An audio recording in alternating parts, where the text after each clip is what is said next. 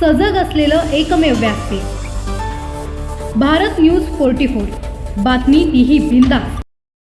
बहुप्रतीक्षित नवी मुंबई आंतरराष्ट्रीय विमानतळ गुरुवार दिनांक 25 डिसेंबर 2025 रोजी अधिकृतपणे कार्यान्वित झाले आहे। बंगळुरूहून आलेले इंडिगोच्या पहिल्या व्यावसायिक विमानाचे विमानतळावर वॉटर कॅननद्वारे भव्य स्वागत करण्यात आले।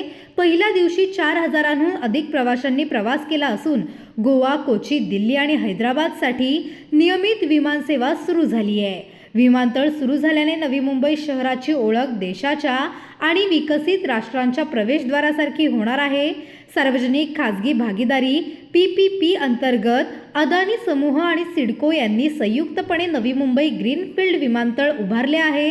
या विमानतळाचे अंतिम उद्दिष्ट वार्षिक 9 कोटी प्रवासी हाताळणे आहे। पहिल्या टप्प्यात दररोज 30 उड्डाणे होणार असून छत्रपती शिवाजी महाराज आंतरराष्ट्रीय विमानतळावरील प्रवासी भार कमी होईल। विमानतळ उभारणीमध्ये पर्यावरणीय अडथळे, जमीन संपादन, पुनर्वसन आणि कायदेशीर अडचणींवर मात करण्यात आली आहे। नवी मुंबई विमानतळ सुरू झाल्याने केवळ प्रवासी सुविधा वाढणार नाही तर उद्योग, IT, लॉजिस्टिक, पर्यटन आणि सेवा क्षेत्रालाही मोठी चालना मिळणार आहे। विमानतळालगतच विकसित होणाऱ्या एरोसिटीमुळे रोजगाराच्या नव्या संधी निर्माण होतील आणि नवी मुंबईचा आर्थिक चेहरा बदलण्यास मदत होईल।